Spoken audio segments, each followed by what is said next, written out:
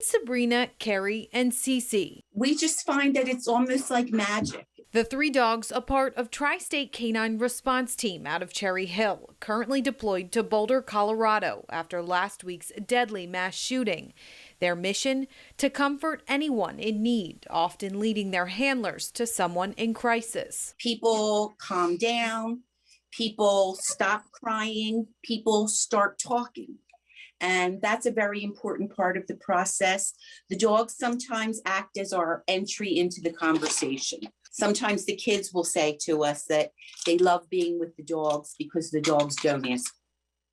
Retired police chief and NJ Crisis Intervention Team Director Edward Dobelman says beyond the victims and their families, another crucial part these dogs play is comforting the first responders.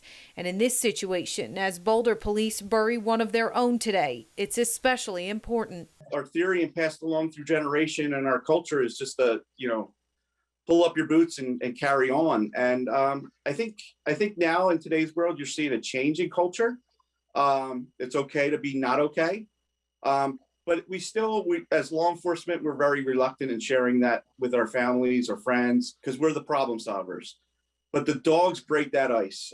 The team will head home tomorrow after 5 days in Boulder. Founder Janice Campbell says while they are brought into the worst of tragedies, she's constantly reminded of how needed they are. They really do have the ability to know who needs them and where they can be needed the most. In Cherry Hill, Erica Such, News 12, New Jersey. This conversation very briefly just about travel, what we are seeing, a record number of people passing through airports just this weekend, 1.75 million people flying on Sunday, more passengers than at any time since the pandemic began. The CDC keeps asking people, hold off, even if you're vaccinated. So what would you tell viewers thinking about packing their bags for a trip right now? How much longer do they have to wait? This is one of the reasons that some of us have pits in our stomach is we remember what happened about a year ago. And it was around spring break and the large gatherings that occurred that we saw a real spread of the virus around the country. So we know that the vaccines are very effective and we are updating pretty regularly what you can do when you're vaccinated. But we don't think this is a time for non-essential travel and definitely not a time for large gatherings and crowds unmasked. Those photos that everybody's been seeing from spring break parties are just really scary. Young people feel like nothing's ever going to happen to them, but we've lost young people during this pandemic. And the worst thing is young people unknowingly spreading to their loved ones that are older. So we really I really discourage people from large parties, gatherings without good ventilation, masks, and distancing. As we are coming up on break, I want to ask you, I was speaking with my cousin who is doing some flying, fully vaccinated. She said, I'm trying to figure out where to pack my vaccination card. I feel like it's gold right now. And we're hearing the idea of these vaccine passports, right? And in New York, we have the Excelsior Pass, first of its kind. People saying this is going to be really essential for travel, school, work. What are the benefits of a program like this? Does everyone need to be on board for it to actually work? There's a lot of activity right now in the private sector, and the government is looking into how we can be helpful. What kinds of principles can support good documentation of vaccination. We've seen vaccination documentation be very important in our past, of course, for school requirements for kids in terms of measles vaccines and so forth. And I think this is an important area that will help people, whether it's for travel or for other settings. Scary for parents, grandparents, and the children. A lot of kids today have anxieties. Michelle Batkus of Massapequa is talking about the potential for violence in schools. I worry about it all the time. The Secret Service looked at 67 thwarted school attacks, pointing out that they are preventable. The best way to do it, the report says, is relatively simple. If you see something, say something, and make sure the whole community is involved. Dennis Monet is a terrorism expert. It could be somebody, a mother going through her drawers in her kitchen and notice that a couple of the big knives are missing. Somebody insults somebody in the lunchroom or knocks their food tray over, and then somebody else says, I'll get even with him. He's going to be real sorry he did that to me. Something that subtle can escalate. The report says 45% of those 67 planned attacks were plotted by a student who had some sort of grievance with another student, including being bullied. 15%, it says, did it because they wanted to kill. Next month will mark 22 years since the Columbine school shooting. Certainly not the deadliest of its kind, but experts say it's the one many other school shooters use as a model, like the one in Parkland. Monet says there needs to be more discussion at home, throughout the community, and at school. A lot more needs to be done. Some districts are doing it better than others. Sadly, one thing that is certain, Monet adds, is that school violence will happen again. Christine Ensinger, News 12, Long Island. So what's a vaccine passport, Nick? Well, here's the thing, Roxanne. Some would also argue that having to prove you got a COVID shot is not exactly freedom. But here's why there's a push to get this done. Silence right now. Here's the thing about the COVID vaccine passport, Roxanne. It is the latest polarizing piece of the pandemic puzzle, and it could bleed into every aspect of life. It might not be obvious, but tonight airlines are on a hot streak. At least 1 million passengers a day for about 3 weeks in a row, a pandemic first. I feel more relaxed. I'm not nervous, I'm not anxious. She's taking flight from Ocean County to Nigeria, fully vaccinated. She had to fly back in December too, before her shots. I wasn't vaccinated and I was very anxious, but this time I feel more relaxed and comfortable. She supports a vaccine passport to travel. It's the latest point of contention in a COVID world. I think it could improve things. I just feel like people are dead set one way. Darren Lacey is a travel agent with Rope Drop Travel. She's already seeing the division as cruise ships announce vaccines will be mandatory. I have clients that are like, we're going to go regardless.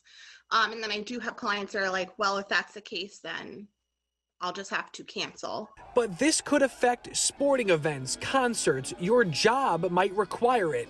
New York is already testing an app, proof you've been vaccinated or recently tested negative. It's for places like Barclays Center and Madison Square Garden. No such app is needed right now for Prudential Center, which had no comment tonight on the possibility. The vaccine passport is raising questions about privacy. Tonight, Governor Murphy says he's not sure yet. I'm open-minded. I think it probably needs to come from the feds, honestly, but I'm open-minded. Huh, well, okay, so Nick, what do the feds say about it?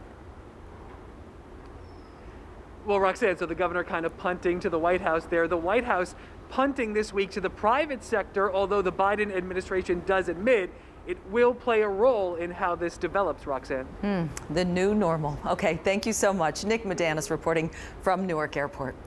Thursday, the Yankees will be back on the field and fans will be back in the stands at Yankee Stadium for the first time since October of 2019. But what will that look like? How will it work? And what can fans expect? Those questions answered Tuesday. Thursday will be a completely new experience for them. It starts at the entrance. The Yankees are telling the more than 10,000 fans they're allowed to host to arrive early. You'll need a negative COVID test from at most 72 hours before the game or proof of vaccination. There's no testing being done right now at the ballpark. Once inside, things may start to look more familiar. With how we have everything set up, whether it's concessions and the seating, that our fans and guests will understand how to flow through that in a very safe and healthy way. With distancing requirements in place and signs all over the ballpark directing fans where they can and cannot be, concession stands will be open, but cash won't be accepted. We're trying to be as frictionless as possible, so yes, cashless is just that. Your seats will be in pod format, most of them groups of 2 or 4, with plenty of space between groups. A lot of our health and safety protocols, I would say, are here for the future. The Yankees say they're looking forward to hopefully hosting more fans at the stadium as the season moves on. I'm Dan Serafin, News 12. He is my hero, and I'm proud to call him my friend. Tim Adelino says ever since he met John Morris playing golf almost 10 years ago, Morris has helped him through so much, including cancer. What's going on in my life between my father passing away and all my health issues, I needed someone to be my guardian angel. and be my earth angel, as they say, and that's what John ended up being. Ever since then, the two have been inseparable. Tim is my buddy. He knows me. So Adelino wanted to return the favor by giving back to Special Olympics, an organization near and dear to Morris. I feel happy about it. Adelino created this life-size Bernie Sanders doll and posted pictures of it all over Milford. Giving back is really important to me, and I think that's all the right thing to do. He wants to raise money for Special Olympics and show his friend just how much he means to him. Sometimes it's impossible to put into words. That's how amazing it really is. Adelino didn't need words. His artwork speaks for itself. The best, John. In Milford, Mark Sudol, News 12 Connecticut. Thank you, Steve. Pfizer and BioNTech say clinical trials have shown their COVID-19 vaccine is 100% effective and safe for patients aged 12 to 15. News 12 Connecticut's Sean McCabe has more with a local doctor who worked on that trial. So this was just the perfect news to wake up to. Dr. Onyema Ogbuagu is in charge of Yale Medicine's portion of clinical trials for Pfizer's COVID-19 vaccine. The study in 12 to 15-year-olds showed nothing beyond excellent efficacy in preventing COVID-19. None of the children vaccinated contracted the virus, and side effects were comparable to other age groups. There was no serious adverse events that happened, and this was about 2,300 kids. Dr. Ogbuagu says the antibody response in the teen group was even stronger than what the vaccine provokes in adults. Raises the suggestion that maybe for younger kids, maybe even lower doses of the vaccines may be effective in those groups. The FDA still has to expand Pfizer's emergency youth authorization before the vaccine becomes widely available for young teens. Dr. Ogbuagu says that approval may be closer than you think. We can look forward to having vaccines available to that age group maybe in the next month or so. He says getting young people vaccinated as soon as possible can only make schools safer for in-person learning. We know that even if children don't get sick, they're vectors of transmission to one another or to, teachers and parents. The Pfizer vaccine is now in early clinical trials for children 11 and younger. We have vaccinated older people to protect against death, and now we have data for younger people to protect against, hopefully against transmission. So it's just great news all around. Sean McCabe, News 12, Connecticut. Researchers say 18 trial participants contracted COVID-19, but all of them had been given the placebo. No participant showed a serious adverse reaction. Easter is on the way, and there is more to decorate than eggs. Mompreneur Liz Stern has some great DIY ideas that can be delivered right to your door, and we are having fun, so I know our kids are going to love it. We know that the kids are home right now, and we want to keep them engaged, we want to keep them having fun, and we want to really give them arts and crafts projects that they can get into, embrace, and have a lot of fun with. So this morning I'm bringing you 3 different things. My first I'm going to start with is Cadoodle Kids. Here is a Cadoodle Kids kit, and it comes with a mask kit, a mask, a DIY with stickers, with stampers, with markers, and the kids get to create their own Easter mask. Oh, cute.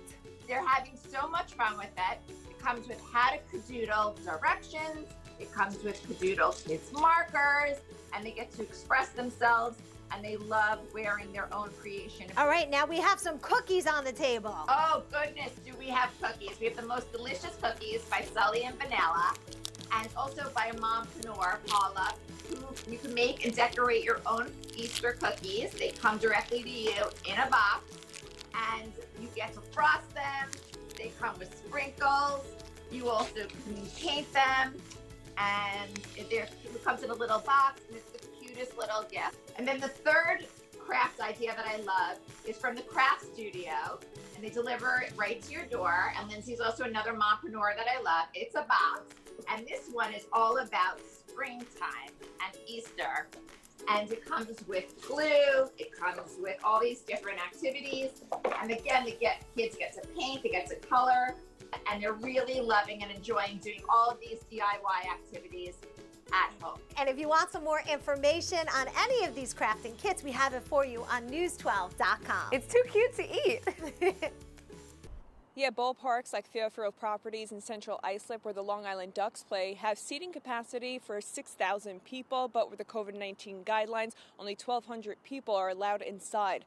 Now, fans are allowed to go to the ballpark and watch Long Island Ducks play Memorial Day weekend, but it's a big loss to the stadium when they learned only half could watch because of COVID-19 restrictions. Suffolk County Executive Steve Valone says right now the guidelines that are in place from New York State is 20% capacity and mandatory testing, which is practical for major league teams like Yankees or Mets, but not small independent minor league teams. The fact is that these smaller independent minor league teams cannot survive. They do not have television contracts. They cannot survive at that level. Now, Executive Valone says people wearing masks in an outdoor environment like a baseball stadium. Now, you don't have to worry about COVID-19 being spread that way, which is why he thinks Governor Cuomo should increase stadium capacity to 50%, excuse me. And he says having the Long Island Ducks open to play will be a big uplift for the community. We're in Central Islip. Sean O'Neill, News 12, Long Island. There are no words to describe seeing your mother for the first time in a year. It's not just looking at their loved ones through a window or FaceTime anymore. These families are finally able to see them in person. Here they come. They say they can't put into words the feeling they had seeing their loved ones for the first time since the start of the pandemic. This was a long time coming. We waited a long time. The 8 groups of family who got to visit their loved ones today are the first ones inside Gerwin Nursing and Rehabilitation since the start of COVID-19. Shelley says her mother was in shock when her and her sister came to visit. She was in shock, I think, to see us and was just blown away. The families only got 15 minutes with their loved ones, but say they hope one day soon it will be longer. Hopefully we can sit outside on the patio, things that we did before that we haven't been able to do for a year. It would be so nice to be able to do them again. Now, family members must follow all COVID-19 guidelines before entering the building, such as filling out a questionnaire, taking a temperature check, sanitizing their hands, and of course, wearing a mask. It's set up very well. It's very well. There's sanitizers everywhere, tissues, gloves, anything you need to keep clean. The nursing home says they have approximately 360 residents currently living at Gerwin Nursing and Rehabilitation in Comac. Now, family members are encouraged to get vaccinated before visiting family members, but it is not mandatory. We're in Comac. Sean O'Neill, News 12, Long Island. Shops and restaurants along the River Avenue business strip, they're gearing up to welcome back thousands of eager and excited baseball fans to Yankee Stadium for this year's season opener, a first since the pandemic hit just last year. News 12's Carmen Grant speaking with businesses on what fans can expect come opening day. The tables and chairs are in place and protective partitions going up in this outdoor dining space to prepare for the return of baseball fans, spectators and shoppers along this retail strip. We have this outdoor space to get as many customers as we can. It's been a tough year and a half for many of these family-owned shops who came close to shutting down, especially last year during the shortened baseball season when fans were not allowed in the stands at Yankee Stadium because of the pandemic. Instead of this being a dead area, it can be alive. The stadium will be open to 20% capacity to start this year's regular season. Although many of these businesses would prefer more of a crowd inside the ballpark, they say they can't wait to hear real cheers coming from the stands. It's going to be a magical year. We're going to have the Yankee fans right back. So what can fans expect on opening day? My job tomorrow will be to welcome thousands of people to Yankee Stadium, to give out free gifts and to give out free sandwiches and to give out souvenir postcards. This mural of Aaron Boone now on display. The Business Improvement District says the Yankee manager was instrumental in encouraging people to get vaccinated. And shop owners say that eventually led to helping to turn the tide in getting fans back to the ballpark and helping their family shops they've passed on from generation to generation open for business. Carmen Grant, News 12.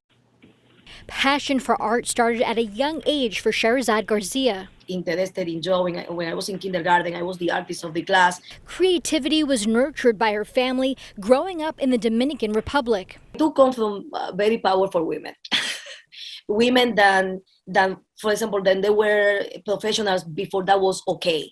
or that they went to college when there were only 2 women in college, including my mother. The Borum Hill resident dabbles in a little bit of everything, from painting to sculpture, performance art, and video animation. I love to play with the idea of beauty, and also transform the idea of what beautiful is. When looking at her work, you might notice a theme.